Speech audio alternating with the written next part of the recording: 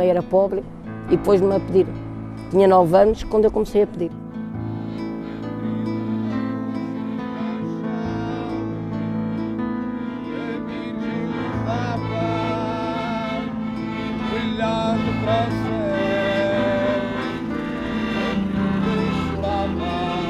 O dinheiro que eu ganho aqui é para a alimentação em casa.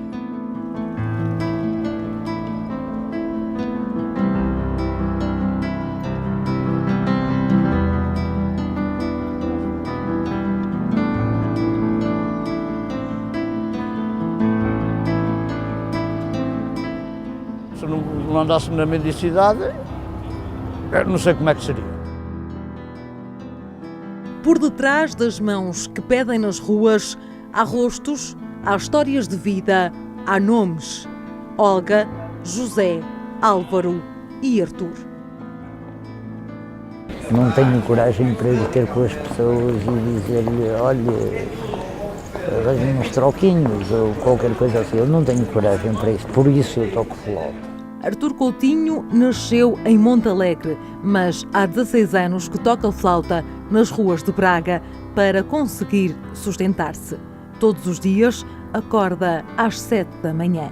E estou quase todo dia a tocar. Há dias que me correm razoáveis, há dias que me correm pessimamente, há dias que me correm bastante bem. Será para os 25, talvez, 25 euros a correr bem. Pessoas de antes eram capazes de dar moedas de 2 euros e agora, para darem uma acima de 50, é coisa raríssima. Bebo um pouquinho de álcool, bebo um bocadinho de álcool, mas dependência agora já não tenho.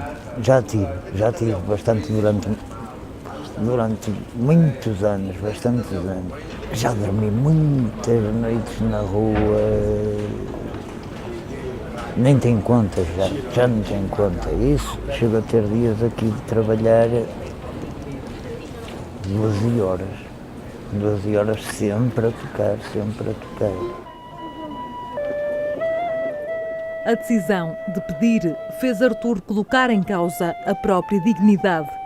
Lembra com precisão o dia em que começou a mendigar. Muito envergonhado. Fiquei assim, a olhar para as pessoas e não ter coragem. Não é compatível com aquilo que eu considero a minha dignidade, o trabalho que tenho. Não é que não seja digno, porque eu trabalho na mesma, não é? Não é que não seja digno, é mais o sentir aquela posição de se não fores tu a ajudar-me, eu não tenho possibilidades, não é? Isto, prefiro continuar a tocar na rua e dar o pouquinho que posso dar às pessoas. Não é grande coisa, mas é aquilo que eu tenho.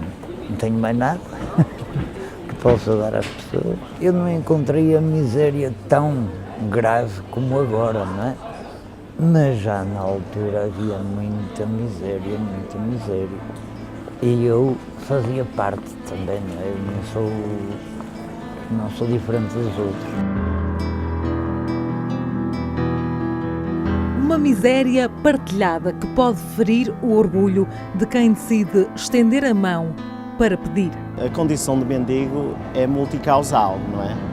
É o inadaptado, é o indivíduo que ficou desempregado e que não tem forma de retornar ao mercado de trabalho, é um desempregado de longa duração, é no limite que em desespero vem para a rua pedir e que acaba, ao não conseguir nenhuma integração, e é aí que o Estado deve funcionar, acaba por fazer disso um modo de vida muito resignado. Existe perda de dignidade no momento em que o processo se inicia. Depois existe ajustamento à necessidade e a pessoa acaba por considerar que essa é a sua condição. Tanto que o mendigo, por norma, não pede junto à sua casa, junto ao seu meio.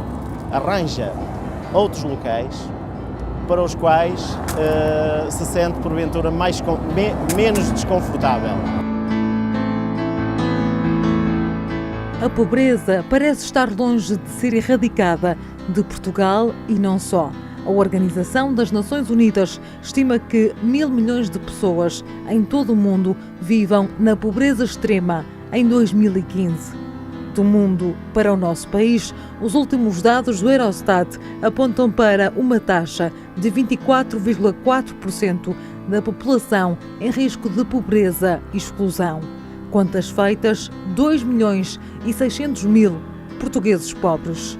José também integra essa estatística. Fiquei com 2 anos e meio, depois tive uma reabilitação no centro de Nossa Senhora dos Anjos em Lisboa, com uma promessa de emprego que nunca me foi concedido. Portanto, tive de vir para a rua para conseguir sobreviver, porque eu e a minha esposa somos invisuais. Portanto, tive que optar por isto para poder sobreviver, em virtude da pensão social ser baixíssima. É um valor de 200 e poucos euros, que acho que ninguém consegue viver com esse dinheiro, não é? Água, luz e gás. E pouco sobra. Para emprego já não tenho esperança, não é? Já tenho 57 anos, portanto. 57 anos de vida, 30 de pedinte. O dinheiro das esmolas serve para ajudar a família. Tenho 2 filhos desempregados atualmente e uma neta de 5 anos. Temos que tentar-nos nós ajudá-los. A crise também não é muita, não é para todos, e portanto as pessoas às vezes querem contribuir, mas também não podem porque têm primeiro de ajudar os seus familiares. Cada vez está pior. Há alturas que a gente quer fazer face às nossas despesas e não conseguimos, e aí a gente sente-se mesmo desolado, não é? Mas a vida é assim. Uma vida de altos e baixos. Para os especialistas, a fase que se vive hoje no país é preocupante. Estamos num caminho de possível maior exclusão porque estamos hoje numa situação económica bem mais gravosa do que aquela que tínhamos há 4, 5, 6 anos atrás. E, portanto, sempre que há agravamento das condições económicas e sociais, cresce naturalmente a mendicidade. Cresce o número de inadaptados. Alguém que atualmente perde o emprego, que tenha qualificações muito básicas, que perde o emprego na casa dos 40, 45 anos, a partir daí terá muito mais dificuldade quando nós temos jovens mais qualificados e também eles ficam à porta. Tempos houve em que a pobreza era considerada uma consequência de atributos pessoais, psicológicos, de caráter, etc. Pois hoje, sem pôr de parte de que isso efetivamente também pode ser um fator, hoje a pobreza é muito mais resultante dos processos sociais de produção e distribuição da riqueza. E, repare, hoje você pode encontrar pessoas em condições em riscos de pobreza e de exclusão social, entre pessoas desempregadas pouco qualificadas, entre pessoas desempregadas muito qualificadas e entre elas e entre estas, inclusive alguns ex-bolseiros científicos do nosso país.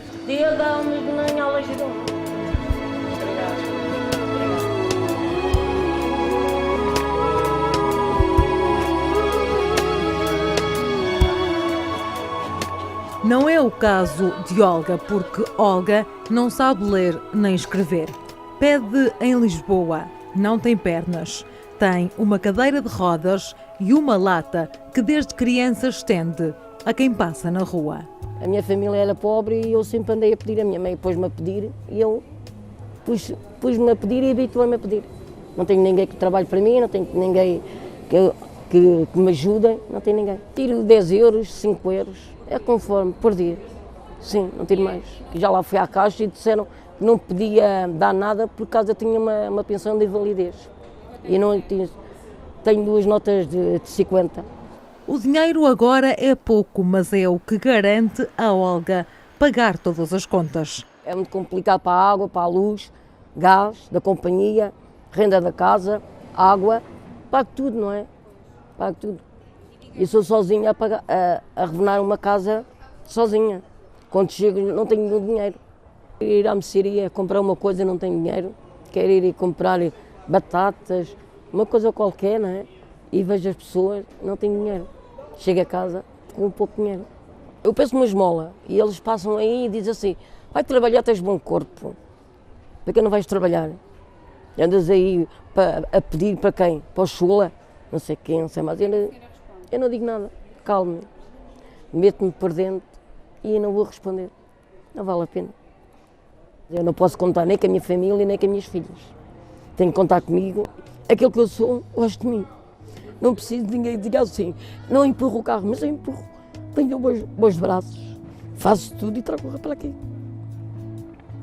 Tenho muito frio das mãos. E às vezes tenho dor das costas. Por causa do frio que eu apanho aqui. E ninguém tem pena de mim, ninguém diga assim. Olha, vou dar um copo de leite ou um chá àquela senhora. Não, nem família dá-me.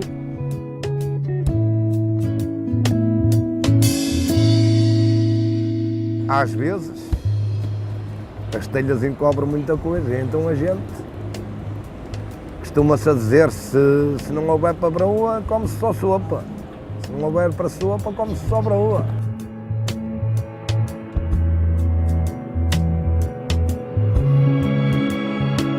Ser assaltado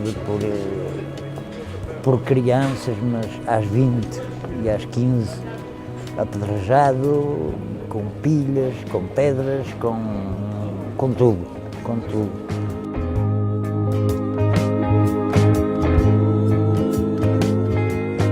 Meus pais queriam que eu fosse alguém na vida. E agora, estudar para quê? Para andar aqui. É aborrecido, uma pessoa às vezes fica um bocado assim traumatizado, não é? Álvaro queria ter sido outra pessoa, professor de matemática. Em Novo, foi para um centro de apoio a cegos, em Lisboa.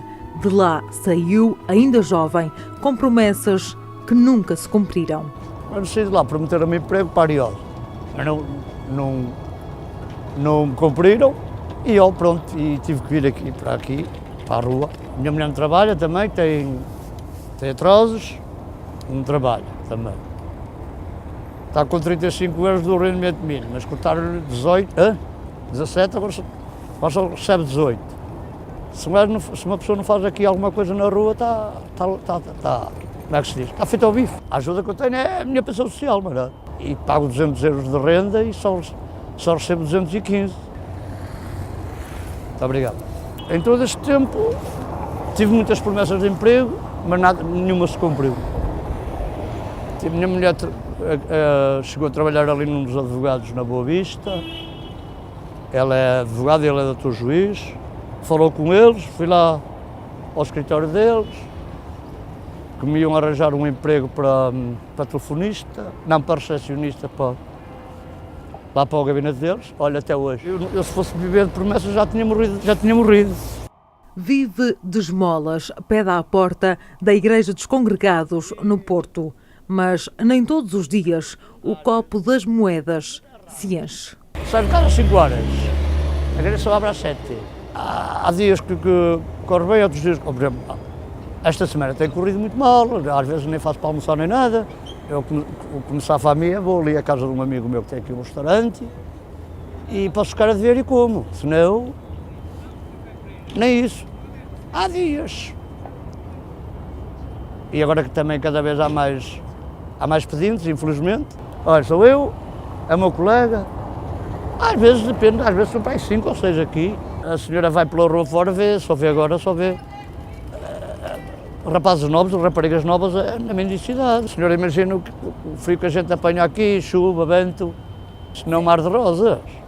Um mar que se agitou ainda mais com a crise. Os mendigos com quem falamos disseram que foi o desemprego que os fez continuar na rua. E agora que a taxa está em máximos históricos. Sempre houve crises económicas, elas são cíclicas, estão estudadas na economia. O que é estranho, o que é algo atípico é de que esta evolução económica não resulta de uma relação desproporcionada e desequilibrada entre a oferta e a procura, mediada pelo capital, resulta exatamente de uma crise surgida na área do capital financeiro e dos movimentos especulativos deste capital. Desta crise a gente está de sair, inevitavelmente. Agora, o risco que nós corremos em Portugal é o de não sairmos de forma estrutural. Ou seja, tomarmos algumas medidas paliativas que são necessárias e foram tomadas e não fazermos uma correção dos mecanismos sociais que conduzem à produção sustentável e à distribuição sustentada da riqueza. Se a gente quer resolver isto de forma estrutural, é necessário criar empregos. A expectativa, do meu ponto de vista, é que o desemprego atinja os 20% no final deste ano e depois terá que a economia começar a arrancar, isso nunca é antes do final de 2014, e depois só da economia começar a arrancar é que verá algum efeito positivo no mercado de trabalho, ou seja, 2015, 2016. Portanto, nós apenas poderemos ver uma diminuição da pobreza se tudo correr bem 2016, 2017, portanto, estamos a falar num prazo de 4, 5 anos, nunca antes. Quem até a uma situação de crise económica tinha um emprego, agora dificilmente, até com condições sociais, poderemos, para simplificar, considerar de classe média, e perde esse emprego não tendo determinados requisitos, nomeadamente escolares, vai ter dificuldade em entrar no círculo do emprego. Isso representa a ampliação do número de pessoas que estão em situação de mendicidade. No limite, que é mesmo o limite, vêm para a rua pedir.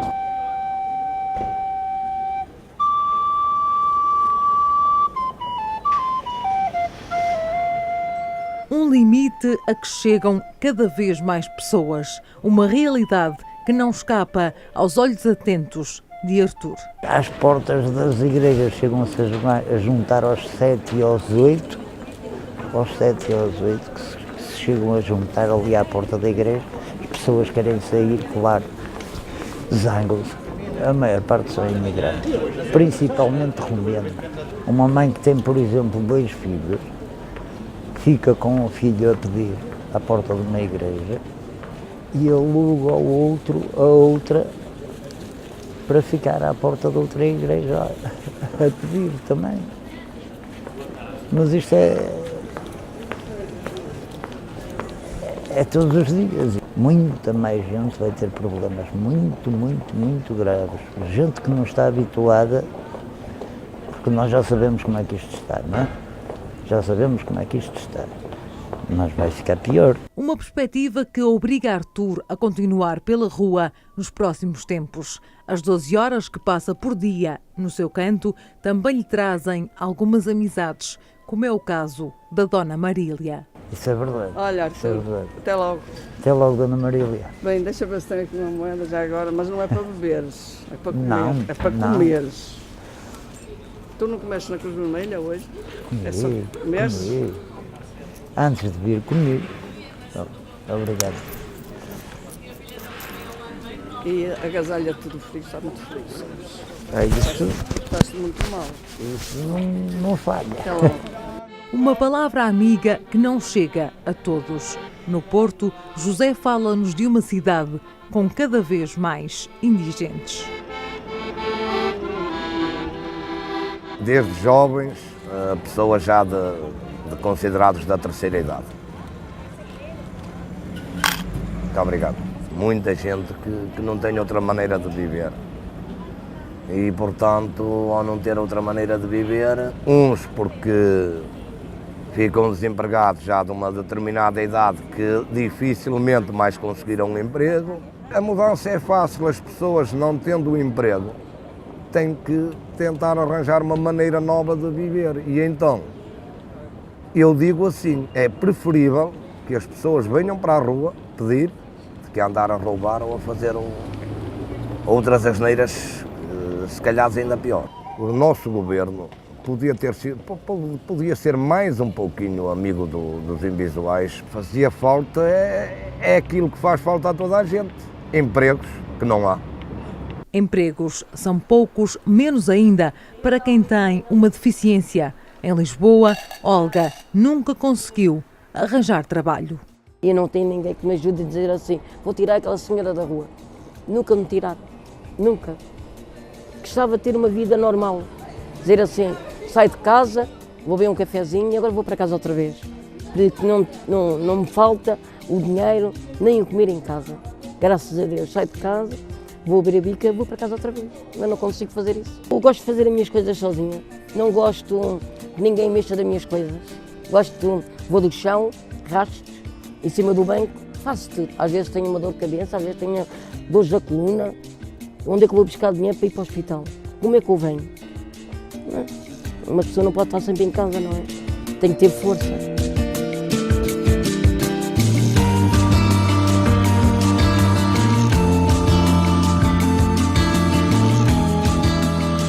Uma força que também faz falta à economia do país.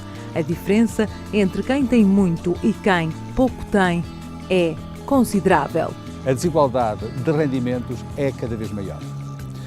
E esta também resulta de uma mobilidade social negativa, ou seja, nós que vinhamos há décadas a evoluir no sentido de uma maior produção e distribuição da riqueza, nos últimos anos tem-se assistido exatamente ao contrário. E esta mobilidade social negativa pode levar, por exemplo, fenómenos estranhos ou aparentemente paradoxais, como seja os netos a viverem das reformas dos avós. Também fico surpreendido com outro fenómeno que pensava que já não existia, que é ver pessoas a catar no lixo. Isso para mim deixa-me completamente sem palavras. Nós temos população que está a perder emprego, está a perder o acesso ao subsídio de desemprego e muitas vezes, porque mantém a casa, porque tem algum tipo de propriedade, mas que não tem valor no mercado, pelo menos forma de o tornar líquido, tornar em valor monetário, calha numa situação de pobreza e não tem acesso aos subsídios. Há, neste momento, pessoas em Portugal que não têm eletricidade em casa, que não têm água em casa, que têm a água e a eletricidade cortadas por dívidas ou por falta de pagamento. Isto é inadmissível, por isso é que não consigo, isso é o básico, é o mínimo, digamos, que se pode ter para ter um mínimo de uma existência condigna. Ainda este fim de semana, nesta praça, vimos muitos cartazes de contestação à situação económica e social que o país vive, e um deles eu recordo, julgo que foi aqui no Porto, que a manifestação esteve presente de forma muito expressiva noutras cidades e muito em particular em Lisboa, e dizia um dos cartazes que o Primeiro-Ministro pode ser o próximo a estar na rua. Esta é uma situação que a todos nos toca e sobre a qual, de facto, devemos refletir enquanto sociedade e devemos reclamar esta solidariedade organizada a partir de quem pode dar o mote e criar políticas, que é o Estado.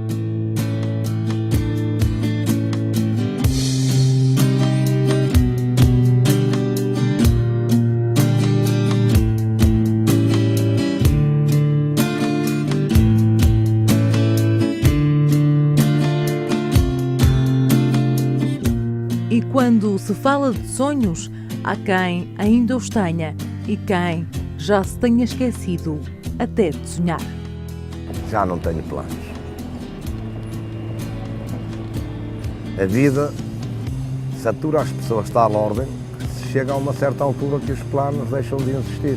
Nunca desejei ser rico, não é esse o meu sonho.